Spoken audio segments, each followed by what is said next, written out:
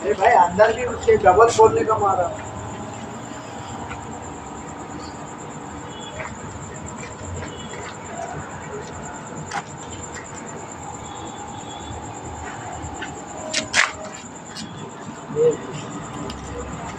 Gate बंद कर रहा है।